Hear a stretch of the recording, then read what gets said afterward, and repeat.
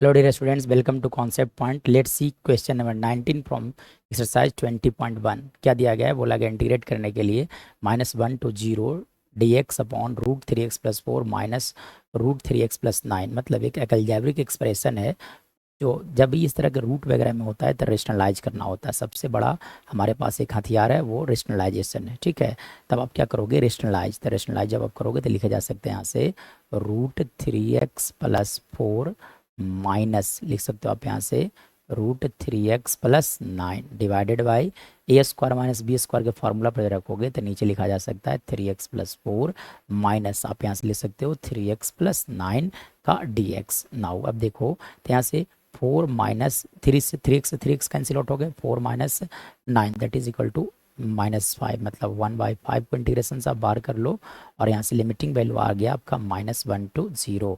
Now अब देखो तो क्या बच गया? यहाँ पे बच गया इंटीग्रेशन। इंटीग्रेशन करना है 3x प्लस 4 dx और यहाँ से एक्चुअली में प्लस होगा। ठीक है, प्लस आप लिख दो यहाँ से, एक और पार्ट में इंटीग्रेशन हो जाएगा -1 to 0 -1 to 0 और यहाँ से आप लिख दो 3x प्लस 9, यानी कि इन दोनों टर्म्स को इंटीग्रेट करना है। तो पहले पहला टर्म की अगर बात किया जाए तो रूट रूट 3x प्लस 4 का इंटीग्रेशन क्या होगा? तो देखो जब इस फंक्शन को इंटीग्रेट करोगे तो डीसी सेट करना होगा आपको। ठीक है, तो एक्चुअली में 3x प्लस 4 का पावर क्या लिखा गया था यहाँ पे? 1/2 dx। तब आप क्या करो? डीसी यानी कि 1/3 से मल्टीप्लाई 1/3 से डिवाइड भी कर दो, मतलब लिखे जा सकते हैं 1/3 इंटू 3x प्लस 4 का होल पावर लिखा जा सकता है यहाँ से 3/2 डिवाइडेड बाई 3/2। मतलब ओवरऑल अगर मैं बात करूँ तो यहाँ से आप लिख सकते हो, लिखा जा सकता है -1/5 एज इट इज़ रहने दिया जाए। और इस फंक्शन को जब आप इंटीग्रेट करोगे तो यहाँ से लिखे जा सकते हैं, इस फंक्शन का इंटीग्रेशन लिखा जा सकता है आपका 2/9 इंटू लिख सकते हो आप 3x प्लस 4 का whole power 3/2 plus similar work यहाँ पे भी किया जाए तब आप लिख सकते हो यहाँ से 2/9 इंटू 3x प्लस 9 का होल पावर 3/2 और लिमिटिंग वैल्यू हो गया -1 to 0, इसलिए -1 से 0 रहने दिया जाए। नाउ अब इसके बाद देखा जाए, चलिए अब इसके बाद क्या करना होगा? 2/9 को आप इंटीग्रेशन से बाहर ले लो। ठीक है, तो 2/9 को इंटीग्रेशन से बाहर लिया जाए।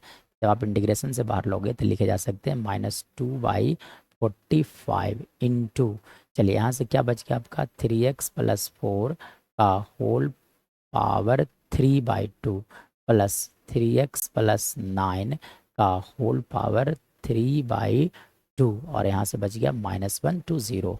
चलो अब आप लिख दो upper limit minus lower limit, यानी कि पहले अपर लिमिट रखा जाए तब आप लिख सकते हैं यहाँ से -2/45 इंटू अपर लिमिट मतलब 0। जब 0 रखोगे 3 इंटू 0 0, मतलब आप लिख सकते हैं यहाँ से 4 का पावर 3/2। ठीक है, फिर यहाँ सेकेंड फंक्शन में जब आप रखोगे तो यहाँ से लिखा जा सकते हैं 9 का पावर 3/2। फिर -1 जब रखोगे तो -3 प्लस 4 और इसका वैल्यू आ गया आपका 1, यानी कि आप लिख सकते हैं यहाँ से माइनस ऑफ लोअर लिमिट। ठीक है ना, तो आप लिख सकते हैं यहाँ से 1 का पावर 3/2 और सिमिलर यहाँ पे देखो -3 जब रखोगे तो लिखा जाएंगे +6 का पावर 3/2 लिखा जा सकता है विथ करली ब्रैकेट क्लोज। चलिए मतलब यहाँ से आप लिख सकते हो -2/45 एज इट इज रहने दिया जाए। चलो आप देखो तो 4 के पावर 3/2, 4 के पावर 3/2 का वैल्यू निकालना है। 4 को आप लिख सकते हो 2 का स्क्वायर के पावर 3/2, पावर दोनों मल्टीप्लाई होंगे तो 2 के पावर 3, मतलब इसका वैल्यू लिखा जा सकता है 8।